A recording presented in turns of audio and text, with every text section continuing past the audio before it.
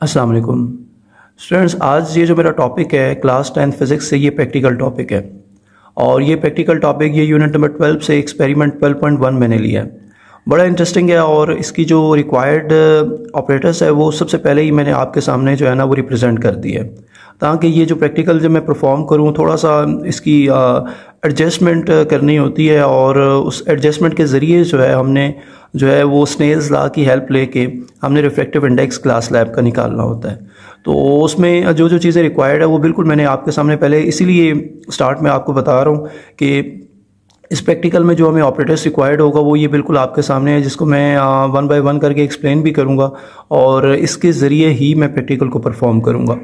तो ये जो प्रैक्टिकल है ये ग्लास लैब का है और इसमें हम जो है वो जो हमारी पेन्स हैं जो पेंसिल के साथ अभी मैंने सामने आपको रिप्रेजेंट की हुई हैं इनको एडजस्ट करेंगे और लॉ ऑफ रिफ्रैक्शन जो यूनिट 12 का हमारा टॉपिक है उसमें प्रॉपरली वहाँ पे मौजूद भी है कि लाइट रे जो है वो रिफ्रैक्ट करती है ग्लास लैब से।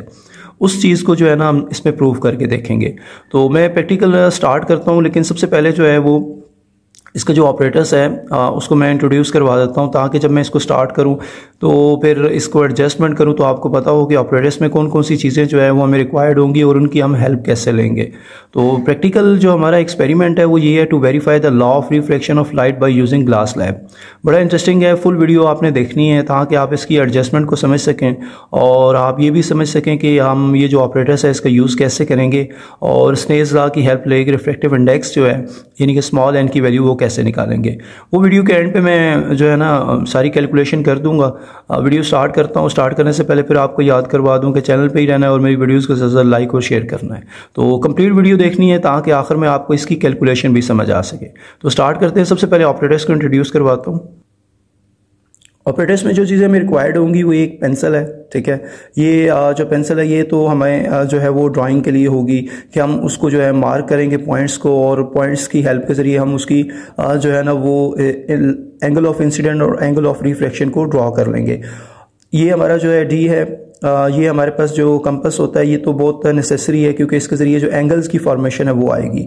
इसके अलावा ये हमारी जो है वो पेन्स कहलाएंगी जो कि हम उनको एडजस्ट करेंगे जो हमारा पाथ होगा ग्लास लैब के ज़रिए, ताकि जो है वो लाइट रे का जो पाथ होगा उसको हम दूसरी तरफ जो उसका इमेज बनेगा उसको रिप्रेजेंट करेंगे। इसके अलावा ये हमारे पास स्केल है और ये मीटर स्केल जो है इसको भी हम जो है वो लाइन ड्रॉ करने के लिए यूज़ करेंगे with the help of pencil, ताकि जो है ना वो हमारे पॉइंट्स जो है आपस में मैच हो जाएं और प्रॉपरली हमें वहाँ पे एंगल जो है वो हमारे कंपास के ज़रिए जो है निकालने में आसानी हो। ये ग्लास लैब है और ये आपकी लैब्स में अवेलेबल होगा। ये आपने चीज़ जो है वो इसको यूज़ करना है क्योंकि हमारा प्रैक्टिकल जो है वो ग्लास लैब का ही है। वो ग्लास लैब की हेल्प के ज़रिए ही हमने लॉ ऑफ रिफ्रैक्शन को क्या करना है, प्रूव करना है। लॉ ऑफ रिफ्रैक्शन को प्रूव करने का मतलब ये है कि वो जो कैलकुलेशन होगी वो एंड पे मैं शेयर कर दूंगा कि कैसे करेंगे। सबसे पहले हम इस ऑपरेटर्स को जो है वो एडजस्ट करते हैं, उस तरह एडजस्ट करते हैं जिस तरह हमारा प्रैक्टिकल है। लास्ट में मैं इसकी पिक्चर्स भी शेयर कर दूंगा जो प्रैक्टिकल टॉपिक आपकी प्रैक्टिकल बुक से होगा, ताकि जो है वो आपको डायग्रामेटिकल पोर्शन भी समझ आ सके। लेकिन सबसे पहले मैं प्रैक्टिकल स्टार्ट करने लगा हूँ और स्टार्ट में मैंने चीज़ों को ऑपरेटर्स को इंट्रोड्यूस करवा दिया। अब इनको मैं एडजस्ट करता हूँ। स्टार्ट प्रैक्टिकल करते हैं और सबसे पहले जो है वो आपने ये ग्लास लैब लेनी है और एक वाइट पेपर लेना है। वाइट पेपर को आपने वहाँ पे तो कार्डबोर्ड पे एडजस्ट करना होगा, यहाँ पे सिर्फ मैं आपको ये बता रहा हूँ कार्डबोर्ड पे आप एडजस्ट करेंगे, पेन्स लगाएंगे 4 साइड बाय साइड ताकि ये पेपर मूव ना करे। लेकिन मैं इसको आपको जो है ना इस तरीके से करके देता हूँ कि पेपर की कोई एडजस्टमेंट में फ़र्क नहीं पड़ेगा, लेकिन हम इसको पूरा परफॉर्म भी कर लेंगे। तो सबसे पहले स्टार्ट में आप क्या करेंगे, स्टार्ट में आप ये करेंगे कि ये जो आपकी ग्लास लैब है इसको आप इसकी डायग्राम ड्रॉ करेंगे। मेन यहाँ पे आप जो है ना स्केल के ज़रिए ये लाइन लगाएंगे, ये लाइन लगाएंगे, इसकी पिक्चर बनाएंगे। कैसे बनाएंगे, डेफिनेटली आप पेंसिल के ज़रिए, पेंसिल की हेल्प जो मैंने आपको बताया था ऑपरेटर्स में रिक्वायर्ड है। तो मैं इसकी लाइन ड्रॉ करता हूँ फिर आपको इसकी पिक्चर दिखाता हूँ। देखिए स्टूडेंट्स, मैंने जो है ना वो इसकी लाइंस ड्रॉ की हैं और प्रॉपरली ये मैंने यहाँ पे ना साइड पे जो इसके पार्ट्स हैं, साइड्स हैं, उसके ज़रिए जो है ना मैंने पेंसिल किया। तो ये मैं इसको हटा रहा हूँ। ये देखिए, ये जब मैंने इसको हटाया तो ये मैंने इसकी लाइंस ड्रॉ कर दी। अब ये जो लाइन आपने ड्रॉ की ये आपका सबसे पहला स्टेप हो गया। अब सेकेंड स्टेप की तरफ प्रोसीड करते हैं, क्योंकि ये ड्राइंग तो इतनी कोई कॉम्प्लिकेटेड नहीं थी, लेकिन ये हमारी रिक्वायर्ड डायग्राम है जिसको हम आगे क्या करेंगे, फॉलो करेंगे। अब हमने जो है वो नॉर्मल ड्रॉ करना है। अब नॉर्मल हम कैसे ड्रॉ करेंगे, हम अपने जो कंपास है उसकी हेल्प लेंगे। ये जो हमारा कंपास है इसको हम क्या करेंगे, ताकि हम फिर वो नीडल्स के जरिए जो है ना, वो हमारी जो पिन्स हैं उनकी हम हेल्प लेके हम अपने प्रैक्टिकल को कंप्लीट कर लें। हम ये जो लाइन होगी इस लाइन के बिल्कुल यहाँ पे जो है ना, बिल्कुल ये इसकी यहाँ पे इसकी प्लेसमेंट होनी चाहिए इस लाइन के ऊपर, ठीक है। ये इस लाइन के ऊपर हमने इसको प्लेस कर दिया। मीन ये जो इसकी ये लाइन चल रही थी, ये वाली लाइन, क्योंकि डेफिनेटली जब आप इसके डिफरेंट हिस्सों पे ड्रॉ करेंगे, आगे पॉइंट्स को लेंगे, तो वो डिफरेंट वैल्यूज आती जाएंगी। मैं आपको एक वैल्यू पूरी कैलकुलेट करके देता हूँ और नेक्स्ट का भी आइडिया दे दूंगा। अब यहाँ पे आपने ये लाइन पे इस कंपास को रख दिया। अब आपने याद रखना है कि जो नॉर्मल है, क्योंकि नॉर्मल एक जो है ना आपकी परपेंडिकुलर लाइन होती है, तो वो जो है वो 90 पे, यहाँ पे ये जो 90 है, तो यहाँ पे जाके आपने ये जो 90 आपने ड्रॉ की, यहाँ पे जाके आपने एक डॉट ले लेना है। मैं फिर इस चीज़ को वाज़ेह कर दूँ, ये जो मैंने डॉट लिया है ये मेरा 90 पे है, ठीक है। 90 पे इसलिए क्योंकि मैं नॉर्मल ड्रॉ कर रहा हूँ। तो ये जो हमारा कंपास होगा इसके ज़रिए जो डी शेप है, इसको आपने जो है वो 90 पे नॉर्मल के लिए ड्रॉ करना है। तो मैं अब आप इसको ड्रॉ करके बताता हूँ। मीन ये मैं इसको साइड पे कर दूंगा। ये जो मेरा बेसिकली जो मेरा ऑपरेटर्स में शामिल था कंपास, अब ये जो लाइन है, ये जो डॉट है, इसको मैं यहाँ से लेके जाऊंगा और यहाँ तक ड्रॉ करूंगा ताकि मेरा नॉर्मल ड्रॉ हो सके, ठीक है। नॉर्मल ड्रॉ करने के लिए मैं इसको मीटर स्केल यानी कि स्केल की हेल्प लेता हूँ। देखिए स्टूडेंट, ये हमारा नॉर्मल ड्रॉ हो गया और ये मैंने स्केल की हेल्प के जरिए किया है, ठीक है। स्केल की हेल्प के जरिए मैंने लाइन लगाई है, बाकी मैंने आपको डी का बता दिया है। अब देखिए हमने एंगल ऑफ जो इंसिडेंट है ना उसके लिए एफर्ट करनी है। फिर हम डी को जो है वो अगेन यहाँ पे प्लेस करते हैं और अपनी जो लाइन है बिल्कुल उसके ऊपर प्लेस करेंगे। ये देखें, ये बिल्कुल लाइन। अब एंगल ऑफ इंसिडेंट के लिए हम जो है ना ये एफर्ट करेंगे, ठीक है। ये लाइन के बिल्कुल ऊपर प्लेस है। अब आपने क्या करना है, ये बात भी आपने याद रखनी है। Angle of incident, definitely incident एक रे आएगी, उसका आपने डिफरेंस क्या लेना है, ये बहुत अहम पॉइंट है, इसको आपने याद रखना है ताकि फिर आपके लिए बाकी कैलकुलेशन आसान हो सके जब आप टेबल ड्रॉ करेंगे। तो ये देखिए 90 से 80 10 का डिफरेंस है, फिर 80 से 70 10 का डिफरेंस है, 70 से 60 ये भी 10 का, 90 से 60 तक आएंगे तो ये डिफरेंस टोटल 30 का बनेगा। तो ये बात आपने याद रखना है कि डेफिनेटली इसकी कैलकुलेशन के लिए ये नेसेसरी है और ये मेन पॉइंट है। इसके फीचर का कह लें या इसको ड्राइंग का कर लें, तो उसके लिए नेसेसरी है कि आपने ये जो सबसे नॉर्मल ड्रॉ किया है उससे यहाँ पे 60 पे इंसिडेंट रे के लिए, मीन 60 पे आपने इंसिडेंट रे के लिए इसको क्या करना होगा, पॉइंट लेना होगा। ये पॉइंट आप वहाँ पे जाके ले लेंगे, ठीक है। इसको यहाँ पे आपने एडजस्ट करना है, ये एडजस्ट हो जाएगा यहाँ पे, ठीक है। और इसकी एडजस्टमेंट जो है वो यहाँ पे जो है ना एक पॉइंट आ जाएगा जो हमारा कौन सा होगा, 60 पे होगा, ठीक है। ये हमारा एक पॉइंट होगा जो कि कहाँ पे है, 60 पे है। और यहाँ से यहाँ जो डिफरेंस आया वो बेसिकली हमारा कितना आया, 30 का आया है। तो इंसिडेंट रे जो आएगी वो कितने की होगी, 30 के एंगल की होगी। तो अब मैं इसको जो है ना वो थोड़ा सा ड्रॉ करता हूँ और फिर आपको दिखाता हूँ। देखिए स्टूडेंट्स, ये मैंने उसको जो है वो ड्रॉ किया है और ये जो है ना ये हमारी जो है ना इंसिडेंट रे होगी और यहाँ से यहाँ तक डिफरेंस जो अभी आपको बताया 30 डिग्री का होगा। अब आप एक बात यहाँ पे नोट कीजिएगा, ये मैंने एक पॉइंट लिया, यहाँ पे मुझे जो है ना वो अपनी पिन को एडजस्ट करना होगा और एक पॉइंट मैं यहीं पे ले रहा हूँ इसके आगे, यानी कि ये मैं 2 पिन्स को यहाँ एडजस्ट करूँगा। उसके बाद में ही ले सकते हैं क्योंकि लाइन तो हमने ड्रॉ कर दी है। तो ये मैंने जो है ना इसका दूसरा एक और पॉइंट ले लिया। अब ये वो 2 पॉइंट्स होंगे जिनके सामने मैं अभी प्रैक्टिकल को परफॉर्म करूंगा, क्योंकि मैंने इस रे को कंप्लीट इसलिए ड्रॉ किया है, मतलब ये कंप्लीट जो जा रही है ये मैंने इसलिए आपको ड्रॉ करके बताइए कि इसका स्ट्रेट पाथ ये बन रहा है, हालांकि ऐसा नहीं होता क्योंकि जब ये रेयर मीडियम है, एयर है डेफिनेटली और ये ग्लास स्लैब है, तो एयर से इंसिडेंट रे जब ग्लास स्लैब में जाएगी तो वो रिफ्लेक्ट होगी, अपने पाथ को चेंज करेगी। उसी चेंज को हमने जो है वो परफॉर्म करने के लिए हम क्या करेंगे, यहाँ पे सबसे पहले यहाँ 2 नीडल्स को हम पिन्स को एडजस्ट करेंगे, उनका इमेज देखेंगे, वो बिल्कुल इसके पाथ के स्ट्रेट नहीं आएगा बल्कि किसी और पॉइंट पे होगा। वो और पॉइंट कौन सा होगा, वो रिफ्लेक्शन वाला पॉइंट होगा। तो मैं अब पिन्स को एडजस्ट करता हूँ, फिर आपको दिखाता हूँ। मीन 2 पिन्स हम इन 2 पॉइंट्स पे एडजस्ट करेंगे। देखिए स्टूडेंट्स, ये 2 पिन्स जो है वो मैंने एडजस्ट कर दिए, एक ये और एक, जैसे मैंने आपको बताया था। अब इन पिन्स का जो है वो एग्जैक्टली जो है ना इमेज हमने इस तरफ देखना है और इस तरफ फिर 2 डॉट्स को मार्क करेंगे और उस पर भी 2 पिन्स जो है वो एडजस्ट कर देंगे। ये फिर इसका एक पाथ बन जाएगा, लेकिन ये स्ट्रेट नहीं होगा। यही तो हमने प्रूव करना है ताकि फिर हम इसकी जो है ना वो यहाँ से एंगल ऑफ इंसिडेंट ले लें जो 30 डिग्री आपको याद होगा, मैंने आपको बताया था। वो फिर मैं ड्राइंग करूंगा, आपको दोबारा समझा दूंगा, लेकिन फिलहाल हम इन पिन्स के वे को यहाँ एडजस्ट करते हैं। तो अब मैं प्रॉपरली सबसे पहले आपको दिखाता हूँ कि इनका इमेज कहाँ बन रहा है ताकि वहां पर फिर मैं नीडल को क्या कर सकूँ, एडजस्ट कर सकूँ। तो स्टूडेंट्स अब आपने बड़े गौर से पॉइंट आउट करना है। मैं इन जो पेन्स है इनका पाथ जो है ना वो आपको बताने लगा हूँ, तो ये आपने बहुत ज़्यादा इस पर फोकस करना है। देखिए मैं इसको यहाँ पे लेके जा रहा हूँ, आपने भी यहाँ से इसको इसी तरह जब आप स्कूल एग्ज़ाम्स वगैरह में करेंगे तो आपने इसको इसी तरह वॉच आउट करना है। देखिए सबसे पहली बात तो ये है कि ये जो पेन्स हैं वो ये आपको यहाँ पे नज़र आ रही है। देखिए यहाँ पे ये बिल्कुल यहाँ पे ये इनका फोकस बन रहा है। ठीक है, मैं इसको ज़रा क्लैरिफाइड कर देता हूँ। ये यहाँ पे इसका फोकस बन रहा है, बिल्कुल ये आपके सामने होंगे। ठीक है, अब आपने करना ये है कि ये जो पेन्स हैं इनके वे में आपने इस एक और पेन लगानी है। मीन 2 पेन्स जो है वो आपने और भी एडजस्ट कर देनी है।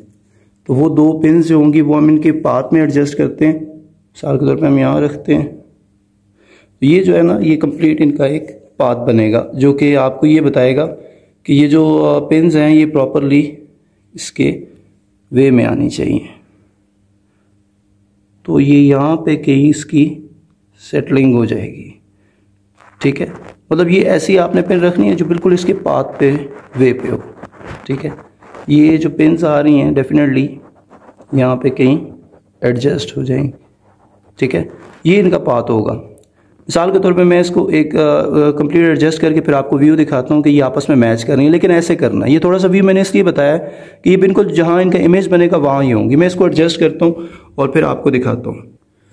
देखिए स्टूडेंट्स मैंने पिन को एडजस्ट किया है। ठीक है, ये पिन मैंने लगाई है और अब ये पिन देखिए बिल्कुल जो है वो इसके पाथ में है। ये आप देखिए ये इसके पाथ में, ये देखिए यहाँ से क्लैरिफाइड हो गया। ये थोड़ा सा आगे करूँगा तो वो आपको बाकी नज़र आ रही होंगी। दो उम्मीद है डेफिनेटली वो आपको सामने बिल्कुल नज़र आ रही हैं। और ये पेन जो है ये बिल्कुल इसके पाथ में आती है।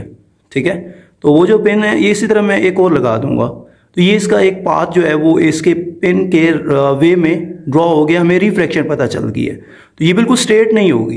बेशक यहाँ से हम इसे देख लेते हैं। देखें ये स्ट्रेट नहीं है। अगर ये स्ट्रेट होती ना तो ये यहाँ पे होती, ये यहाँ पे है। सो अब मैं जो है ना इसको नेक्स्ट ड्रॉ करता हूँ, क्योंकि एक मैंने लगा ली है उनके रास्ते में। ठीक है, उम्मीद है आपको समझ आ गई होगी। दूसरी मैं अब एक और यहाँ पे ले लूँगा तो वो मेरे लिए एक जो है ना आगे लाइन ड्रॉ करने में हेल्प हो जाए, क्योंकि मैंने रिफ्लेक्शन लेनी है। तो मैं इसे आगे प्रोसीड करता हूँ। उम्मीद है ये आपको एडजस्टमेंट समझ आई होगी और आप जब स्कूल की लैब में इसको परफॉर्म करेंगे तो ये आपके लिए हेल्पफुल होगी और आप इसके पाथ को ऐसे ड्रॉ कर पाएंगे। देखिए स्टूडेंट्स ये मैंने 4 पेन्स जो हैं वो लगा लिए हैं और ये बिल्कुल देखें। अब इस चीज़ को एक दफ़ा लास्ट टाइम आप पॉइंट आउट कर लें ताकि फिर मैं इसकी कैलकुलेशन करूं। देखिए ये जो 2 पेन्स हैं ये इनका इमेज आ रहा है और ये बिल्कुल ये पाथ जा रहा है, तो ये रिफ्लेक्शन है इनकी। अब मैं ये ग्लास स्लैब हटा दूंगा, यहाँ पे 2 पॉइंट्स लगाऊंगा, यहाँ पे इसका नॉर्मल ड्रॉ करूंगा और ये यहाँ से लेके आऊँगा, फिर आपको एक्सप्लेन करता हूँ। तो ये मैंने कहा पिक्चर आपको फिर दिखा दूँ कि ये एडजस्टमेंट में भी देखिए थोड़ा सा मुझे भी टाइम लगा है, तो आपको भी इसी तरह लगेगा क्योंकि उसका पाथ एग्जैक्टली तलाश करना होता है। तो मैंने पूरी कोशिश की है वहाँ से व्यू जो है बिल्कुल क्लैरिफाइड हो सके। तो अब मैं इसको एडजस्ट करता हूँ, इसके पॉइंट्स मार्क करता हूँ। देखें स्टूडेंट्स मैंने थोड़ी सी इसकी कैलकुलेशन की है फर्दर, ताकि मैंने आपके साथ साथ चल रहा हूँ ताकि कंप्लीट करूँ तो भी आपके साथ साथ शेयर करूँ ताकि आपको समझ आए। ग्लास लैब हटा दी, ये जो 2 पॉइंट्स है ये ले लिए और इसका यहाँ नॉर्मल ड्रॉ कर लिया। देखिए ना ऐसे ही किया जैसे ऊपर किया था। तो ये 2 पॉइंट्स यहाँ से मैंने ड्रॉ कर दिए। अब आप देखें ये एंगल ऑफ इंसिडेंट तो 30 डिग्री था, इसको मैंने एन कह दिया, इसको ओ कह दिया, ये ए हो गया। इंसिडेंट रे आई पॉइंट ओ पे से उसका कॉन्टैक्ट बना और ये नॉर्मल हमने ड्रॉ कर लिया।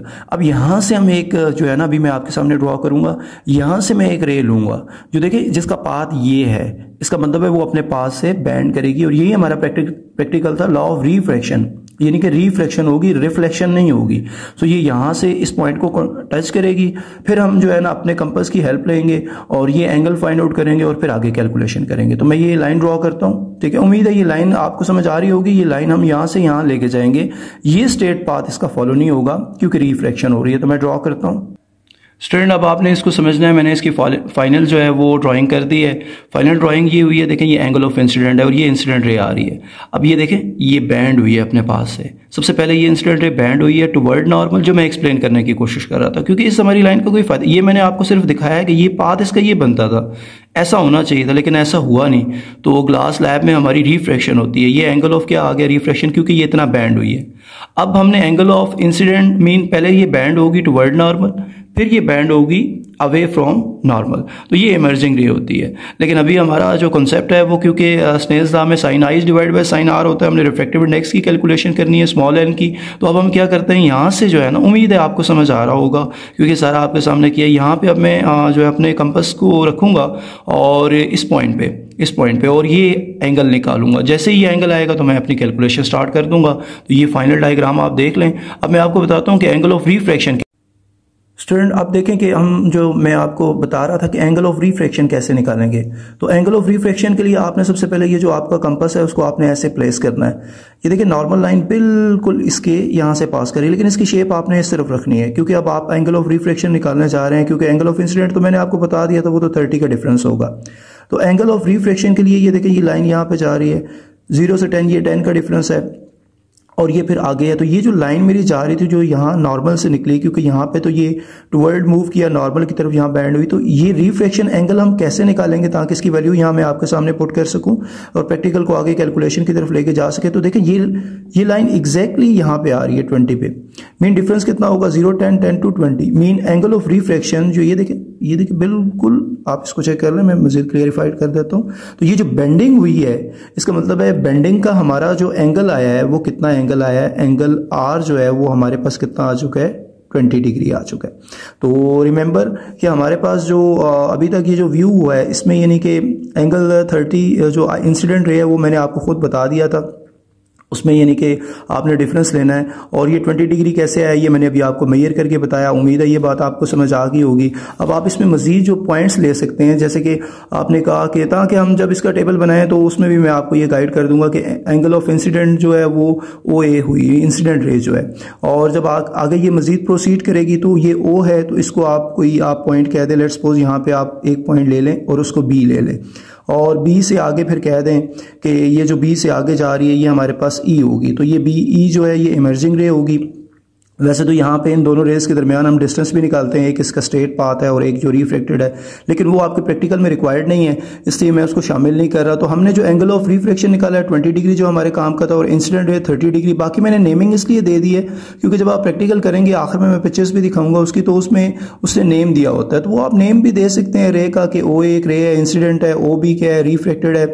हमारा जो बेसिक कंसर्न था प्रैक्टिकल में वो एंगल से था। तो उम्मीद है ये एंगल निकालना आर वाला आपको समझ आ गया होगा कि हम जो है कंपास को कैसे प्लेस करेंगे। और ये दोनों एंगल्स आपके सामने हैं। अब मैं इसकी कैलकुलेशन प्रैक्टिकल की आपको करके दिखाता हूं ताकि हम इस प्रैक्टिकल को कंप्लीट कर सकें और आपको ये समझ आ सके कि इसकी कैलकुलेशन कैसे करेंगे।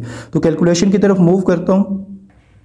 स्टूडेंट्स कैलकुलेशन मैंने यहाँ नीचे ही कर दिया और आपको कैलकुलेशन जो है वो मैं गाइड कर देता हूँ और इसकी पिक्चर्स आखिर में मैं जो प्रैक्टिकल व्यू होगा वहाँ से भी शेयर करता हूँ क्योंकि रेटिंग्स एक नहीं एक से ज़्यादा आपने लेनी है, वो भी रेटिंग्स आ जाएंगी। लेकिन जो भी हमने ली है उनकी कैलकुलेशन कैसे करेंगे क्योंकि रेटिंग्स थोड़ी सी चेंज करेंगे तो वैल्यूज चेंज हो जाएंगी। देखिए सबसे पहले मैंने आपको बताया था कि ये मेरा जो है एंगल ऑफ इंसिडेंट जो डायग्रामेटिकल पोर्शन में 30 तक कैसे आया वो आपको समझ आ गया होगा स्टार्ट में, वो रिफ्रैक्शन 20 आया। अब हमने जो है ना इसकी कैलकुलेशन करनी है। कैलकुलेशन कैसे होगी बिल्कुल आपके सामने मैं इसे गाइड कर देता हूँ। एंगल ऑफ इंसिडेंस जो है वो 30 डिग्री आया था, आई से उसे लिखेंगे, बेशक आप OAN लिख दें इस तरह तो वो भी ठीक होगा, लेकिन आई लिख देंगे तो भी बेहतर है। एंगल ऑफ रिफ्लेक्शन ये इसकी रिप्रेजेंटेशन R है, 20 डिग्री है। फॉर रिफ्रैक्टिव इंडेक्स हमने रिफ्रैक्टिव इंडेक्स निकालना होता है और ग्लास लैब का 1.4 होता है। ये ज़्यादा एक्सीड किया तो 1.5 होगा एरर की वजह से, नहीं तो 1.4 आना चाहिए। तो sine I divide by sine r. अब ये हमारा स्नेल्स लॉ का फॉर्मूला है। प्रैक्टिकल में मैंने आपको सुजेस्ट किया था कि 1 पॉइंट समथिंग आना चाहिए और वो 1 पॉइंट समथिंग 4 होगा या 5 राउंड अबाउट। तो स्नेल्स लॉ में हम फॉर्मूला यूज करेंगे रिफ्रैक्टिव इंडेक्स की कैलकुलेशन के लिए। एन किसके इक्वल होता है, sine i divide by sine r, sine 30 divide by sine 20। तो साइन 30 0.5 होता है, साइन 20 0.34 होता है। कैलकुलेटर से चेक भी करना है, दोनों को डिवाइड भी करना है, 1.4 आ जाएगा। तो n equal to 1.4 reflective index glass lab का कितना आ चुका है आपके सामने, 1.4। तो ये हमारा प्रैक्टिकल था जिसमें जो अगर आप कहते हैं प्रैक्टिकल कॉपी से इसकी जो पिक्चर्स हैं वो भी मैं शेयर कर दूंगा एंड पे। और ये जो लेक्चर था ये आपने लाजमी जो है इसको पूरा प्रैक्टिकल देखना है ताकि ये कैलकुलेशन के साथ साथ आपको पूरा जो है ये समझ आ जाए और आपके माइंड में ये कॉन्सेप्ट बन जाए कि हम ये जो ग्लास लैब का प्रैक्टिकल है जिसमें एंगल ऑफ इंसिडेंट और रिफ्लेक्शन की हेल्प से स्नेल्स लॉ लगाएंगे और रिफ्रैक्टिव इंडेक्स फाइंड आउट करेंगे वो कैसे करेंगे। इस वीडियो को पूरा आपने मैं एंड पे फिर ये कहता लगातार चलूँ चेक करना है और बार बार रिपीट करके चेक करना है ताकि ये प्रैक्टिकल पूरा आपको समझ आ जाए। उम्मीद है ये प्रैक्टिकल जो रिफ्रैक्टिव इंडेक्स का था 12.1 practical unit number 12 class 10 physics से आपको समझ आ गया होगा।